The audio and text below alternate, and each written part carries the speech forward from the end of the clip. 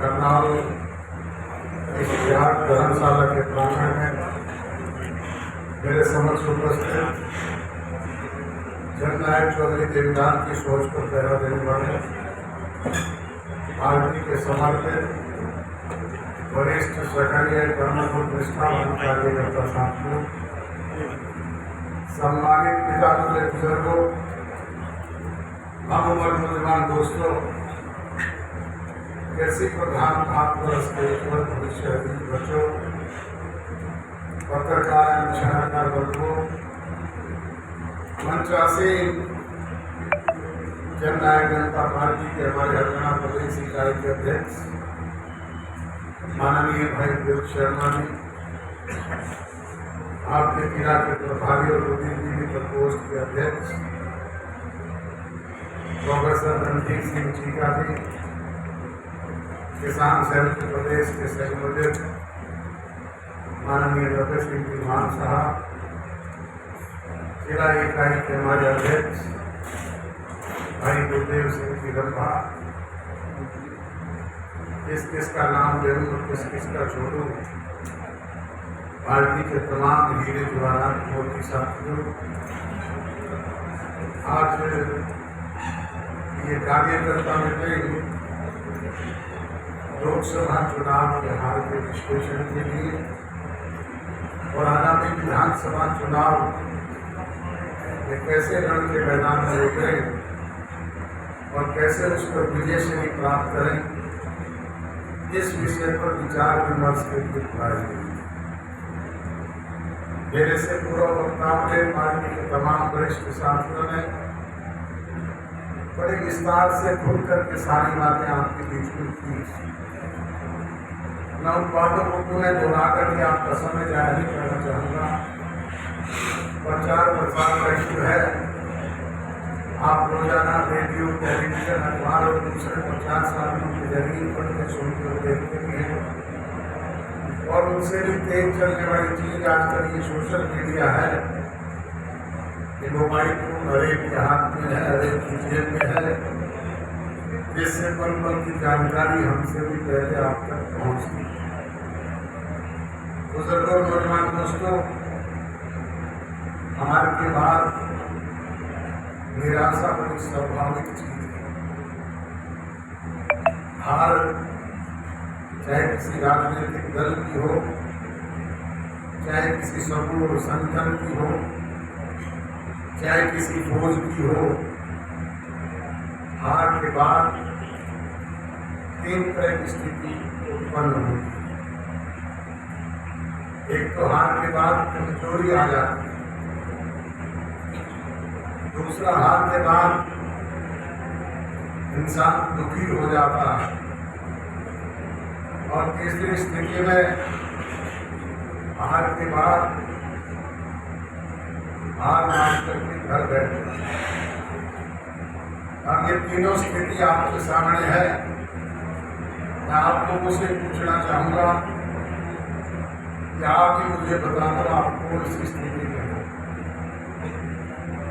आपसे पूछ रहा हूँ, आप कौन सी स्थिति में हो, जरा बताओ तो सही।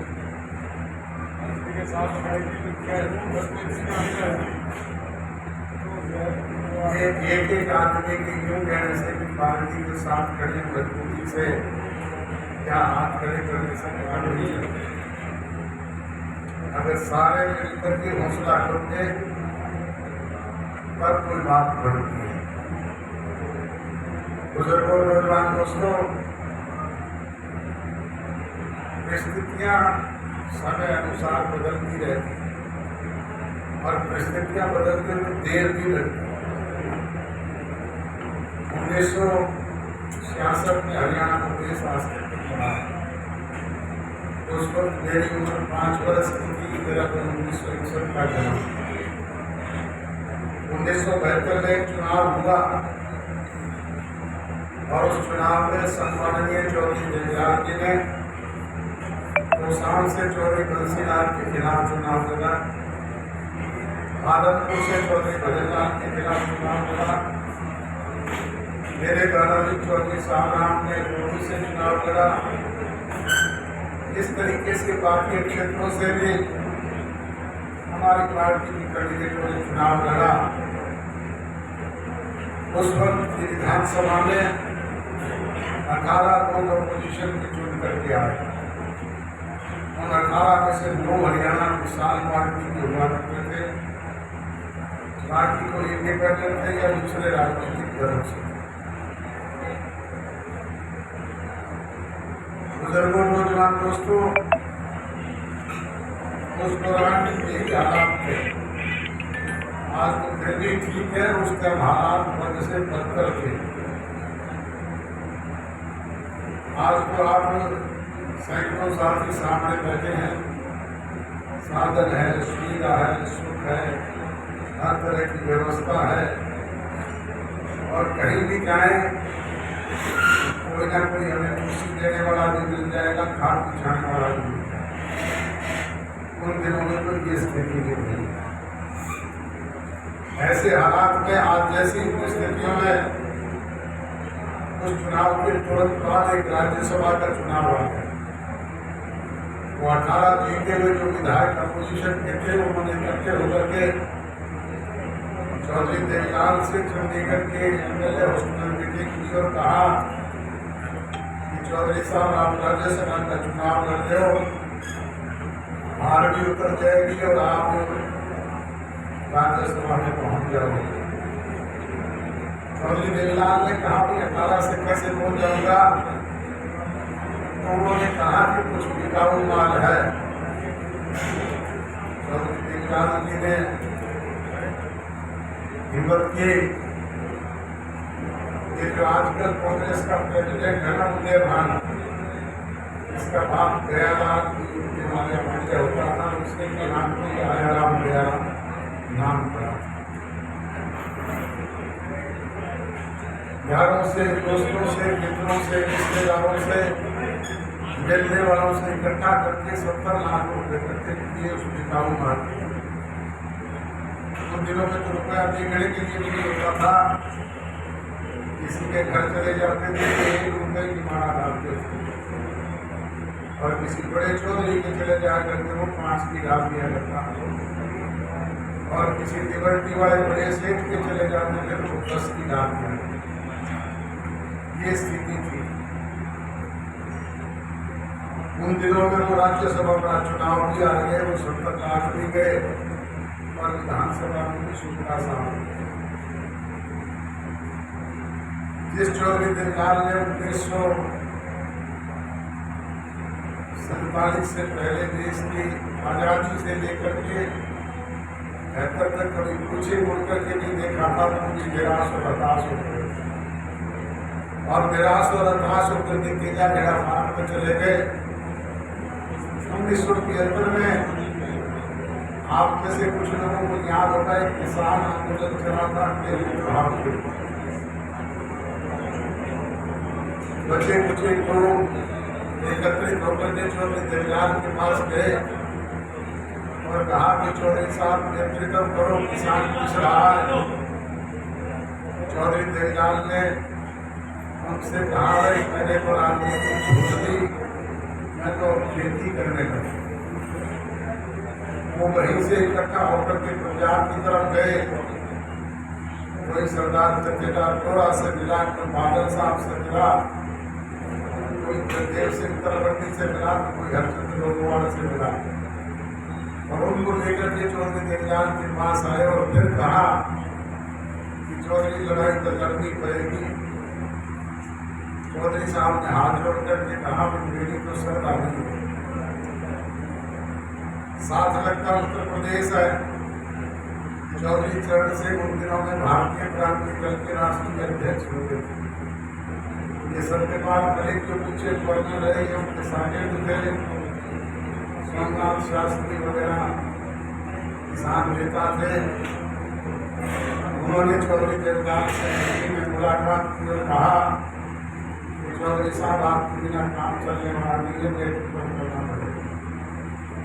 चौधरी साहब ने हिम्मत करके कहा कि सारे अगर इकट्ठे होकर के मदद करते हो तो फिर लड़ाई करते। उन्होंने कहा कि सारे इकट्ठे होकर के ईमानदारी से लड़ाई करें। उसके लिए एक सेंट्रल पॉइंट चुन लिया गया और सेंट्रल पॉइंट के आपका करनाल, जहाँ उत्तर प्रदेश के लोग भी आ सकते थे, हरियाणा के भी आ सकते थे और पंजाब के भी आ सकते थे। यहाँ एक किसान सम्मेलन रख दिया। उन दिनों में जलसा करना कोई आसान बात थोड़ी थी। ना कोई लाउड स्पीकर था, ना टेंट वाले थे, ना कोई और साधन थे। चौधरी देवीलाल ने स्वयं रिक्शा पर बैठ करके 18 से बड़ा कनस्तर बजा करके प्रचार किया कि फलाने तारीख को फलाने फलाने नेता आएंगे और किसानों का जलसा होगा, आप सब आना। याद होगा कुछ लोगों को? उन दिनों में एसपी होते थे, एसपीएस राठौड़, उसका भी बहुत टेरर होता। याद रखना इसको। उसको बाद में चौधरी ओमप्रकाश चौटाला ने दिल्ली की हरियाणा की बनाया। चौधरी साहब ने लक्ष्मी ठंडे हारे प्रचार करके मेरे कुमारी चौधरी अंदर से बात करके घर पे आराम करने चले गए। पीछे पीछे एसपीआर से राठौड़ गया और उसने जाकर के चौधरी साहब से कहा कि चौधरी साहब कल जलसा नहीं करोगे। क्यों नहीं करेंगे? ये तो हमारा प्रजातांत्रिक अधिकार है। सरकार अपना काम करे, अपोजिशन अपना काम करेगी। वो बोले मैं कह रहा हूँ आप नहीं करोगे। बोले तू कौन होता है? बोले नहीं, मुझे एसपीएस राठौड़ कह देते। बोले हाँ, मैंने कोई नेम प्लेट पढ़ ली और तेरे लगा हुआ स्टार भी देख लिया कि तुझे पुलिस कप्तान कहते हो और तुझे 5 दिन पहले के शीर्षा में मेरे से बड़ा को 3 स्टार वाला था, जिसने मेरे भाई को पकड़ करके कहा था चौधरी साहब बोलोगे नहीं। मैंने कहा क्यों नहीं बोलूंगा? बोले सरकार के आदेश है, बोलोगे नहीं। बोले 10 फुट ऊंची स्टेज थी, मैंने थप्पड़ मारा, नीचे जाकर के गिरा, लोगों ने पानी के छींटे लेकर के उठाया। उससे जाके पूछिए उससे क्या कहते थे। और कल जलसा करूंगा वहाँ आज तक ये सेक्रेटरी है आपका, खाली जगह थी जहाँ पे जलसा हुआ, आना किसने था? इसकी हिम्मत थी, परंतु वर्कर में हौसला हो। जैसे ही वर्कर में हौसला हुआ 1976 का अनोडी का बाई इलेक्शन आ गया। चौधरी देवीलाल ने हिम्मत करके वो चुनाव लड़ा। उन दिनों में 16,500 लोग से चुनाव जीते। वर्कर में वो जान आ गई। जैसे ही वर्कर में जान आई उधर से इमरजेंसी लग गई। नेताओं को जेलों में रोक दिया। ना कुछ सुनने वाला, ना बोलने वाला, ना सीखने वाला, ना कहने वाला। और नेता जेलों में चले गए, कार्यकर्ता दिलों में घुस गए। ऐसी स्थिति में इंदिरा गांधी का एक मंत्री होता था बरवा, उसने एक नारा दिया, India is Indira, Indira is India. जैसे ही बरवा ने नारा दिया, इंदिरा गांधी का भी दिमाग खराब हो गया। क्या उसकी सदबुद्धि आ गई, उसने चुनाव घोषित कर दिए। चुनाव तो घोषित हो गए तो चुनाव लड़े कौन? कोई राजनीतिक दल तो बचा ही नहीं था। जेल में से आए थे सारे नेता, पार्टी कोई थी नहीं, रुपया किसी के पास था नहीं, वर्कर की हिम्मत नहीं थी। और 35 दिन चुनाव के थे। कहीं की कहीं का रोना भानुमती का टूटा, जनता पार्टी का गठन हुआ। 35 दिन में चुनाव हुए। मेरे जैसे 11-11 साल के जो बच्चे थे जिनको ABC का पता नहीं था राजनीति का, वो भी गलियों में झंडा लेकर निकल गए, जनता पार्टी जिंदाबाद, जनता पार्टी जिंदाबाद। मोहर कहाँ लगाओगे? आदर के निशान को। तो यही कहते थे ना जी। और जब रिजल्ट आया उन दिनों में ये ना मोबाइल फोन थे, ना टेलीविजन थे, प्रचार के कोई साधन थे, या रेडियो या अखबार। अगले दिन जब लोगों ने रेडियो ऑन किए तो रेडियो में धुन बज रही थी सवेरे वाली गाड़ी से चले जाए। कहीं से इंदिरा गांधी गई, कहीं से बंसीलाल गया, कहीं से बरवा गया, कहीं से तिवारी गया, कहीं से शुक्ला गया, सबका शुक्ला बदलते कितने दिन लगे, अभी तक तो 100 दिन बाकी पड़े हैं। 100 दिन तो बहुत होते हैं। आज तो हिम्मत से बुजुर्गों नौजवान दोस्तों, ये छाती पर हाथ मार मार के आपने पिछले दिनों पे कहता था मोदी की गारंटी 400 पार, तो 400 पार वाले काम पे आगे 10 वर्ष की मुश्किल 240 से नहीं, पहले कहते थे 75 पार गए, यमुना पार लेकिन 45। आज तक बंदर सिंह हुआ करता है कि 60 सीट ले जाते, 60 सीट के बाद रणवीर सिंह का आज बताइए प्रजातंत्र है। प्रजातंत्र में ये फैसला तो जनता जनार्दन करती है। तेरे को तो टिकट की मांग के जानी है,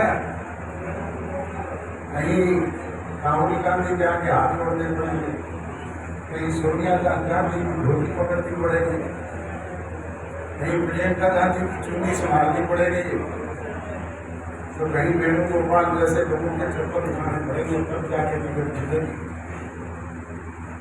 वहां से आएगी 60 सीट, हाथों से आपकी गंभीर कटी कर लेते।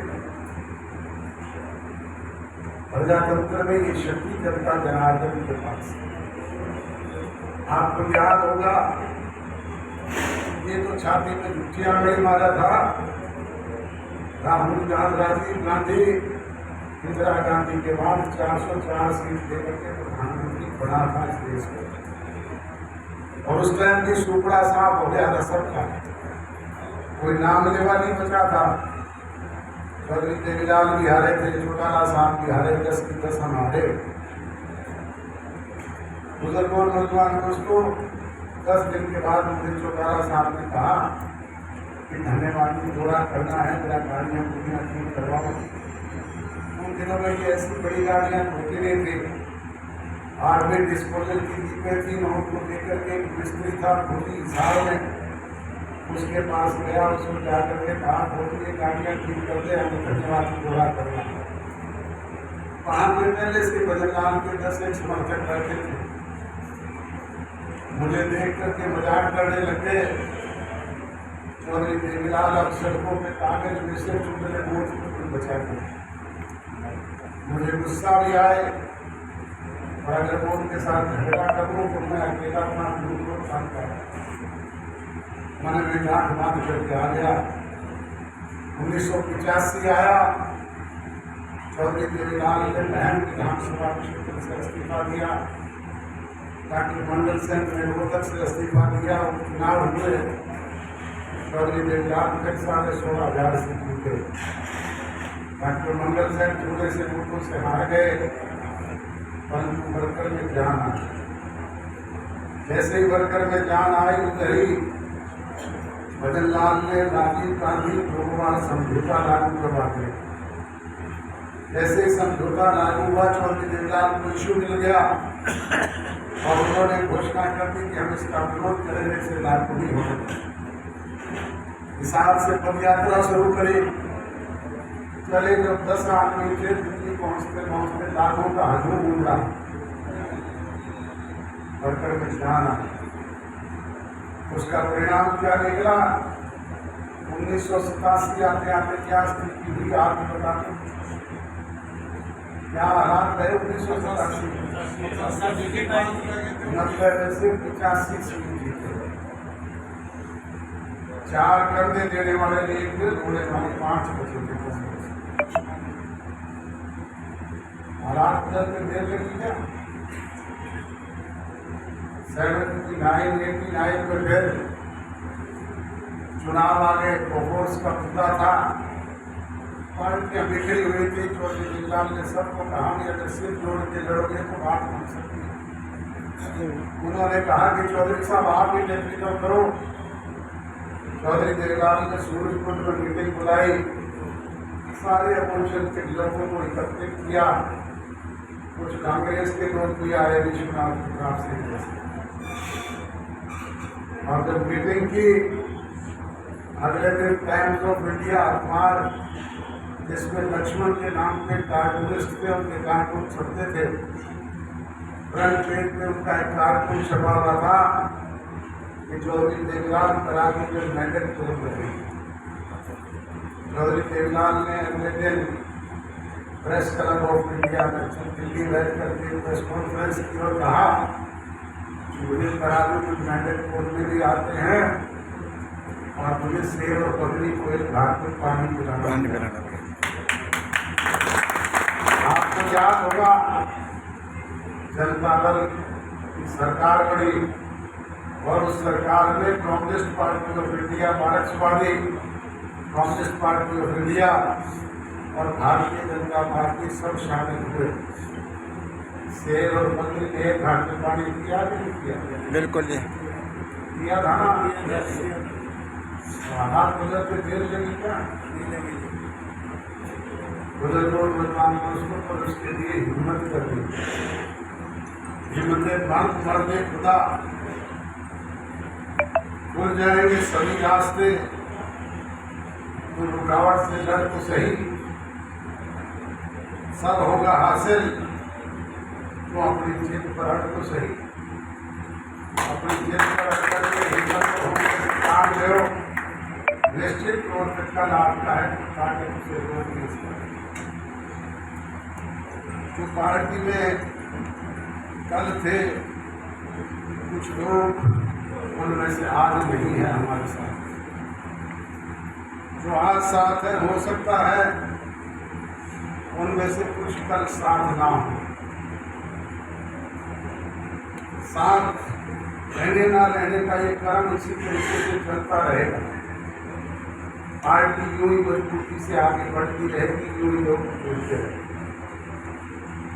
आपको याद होगा हरियाणा बढ़ने के बाद अनेक राजनीतिक दल अस्तित्व में आए जिनका आज कोई नाम लेवा भी नहीं। सबसे पहले राव वीरेंद्र सिंह जी ने विशाल हरियाणा पार्टी बनाई। मेरी पीढ़ी के लोगों को तो याद होगा कि 20-25 साल के जवाब में खड़े हैं, इनसे पूछो किसी को विशाल हरियाणा पार्टी का नाम नहीं पता होगा। नहीं बताया। उसके बाद एक हरियाणा के निर्माता चौधरी बंसीलाल ने भी एक पार्टी बनाई थी, विकास हरियाणा विकास पार्टी। आज कोई वजूद है क्या उसका? पिछले दिनों तक तो किरण नाम लेवा थी, बंसीलाल सुरेंद्र का नाम तो ले रही थी, वो भी खत्म, में चली गई, वो भी खत्म। और हो सकता है चुनाव में किरण नाम ले तो दूसरी में चली जाए। बुजुर्गों और नौजवान दोस्तों, उसके बाद एक राजनीति के PhD और थे चौधरी भजनलाल, उन्होंने भी एक पार्टी बनाई थी।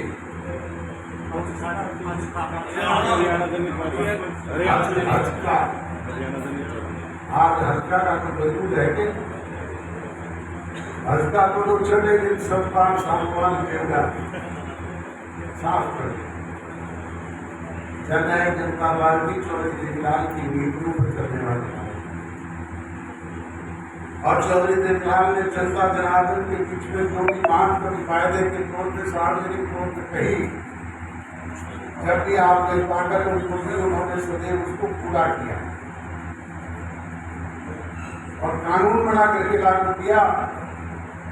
चाहे वो काम के बदले अनाज की योजना थी, चाहे मैचिंग ग्रांट शुरू करने की बात, चाहे गांव गांव का हरिजन और बैकवर्ड की चौपाल बनाने की योजना थी, चाहे किसान के ट्रैक्टर को सरकारी तय करने की बात, चाहे साइकिलों रेडियो के टोकन टैक्स खत्म करने की बात थी, चाहे पंच परमेश्वर के काले हुक्के में चलने वाले प्लाट में लगे टैक्स को हटाने की बात, चाहे गरीब की शादी पर कन्यादान देने की बात थी, चाहे भवन जाति के बच्चों को स्कूल भेजने को रोज देकर प्रोत्साहन राशि देने की बात, चाहे 100 रुपये मासिक पेंशन देकर के बुजुर्गों का सम्मान बढ़ाने की बात थी, और चाहे 10,000 तक के सरकारी करने की बात, चाहे सड़क और नहर के किनारे लगे दरख्तों का आधा हिस्सा लेकर के किसान की फसल का मुआवजा ले और चाहे किसान की फसल ओलावृष्टि और बाढ़ से तबाह और बर्बाद हो जाए तो उसका मुआवजा देने की बात ये बातें कानून बना करके लागू की होगी। आपसे पूछता हूँ, इसी तरीके से जननायक जनता पार्टी ने पांडु पिटारा में जो अपना चुनाव घोषणा पत्र जारी किया था, हमने आज को सिर्फ 1.5 साल किया, 2 साल तो कोरोना में चले गए, 1 साल किसान आंदोलन में चला गया और उस 1.5 साल में अपने 90% फायदों को बाकायदा विधानसभा में कानूनी जामा पहना करके कानून बना करके लागू करने का काम किया। चाहे वो 75% रोजगारों को बेरोजगार वो रोजगार प्राइवेट सेक्टर में देने का कानून था, चाहे वो महिलाओं को 50% पंचायती राज में भागीदारी की बात थी, चाहे वो 8% बैकवर्ड क्लासेस के लोगों की पंचायती राज में भागीदारी की बात थी, चाहे वो कन्याओं को स्कूल और कॉलेज जाने पर फ्री बस पास जैसी सुविधा देने की बात थी, चाहे वो 33% आरक्षण राशन डिपो में देने की बात थी। इस तरह की बातों को कानून बना करके लागू किया होगा। एक बात की चीज हमारे मन में नहीं रह गई,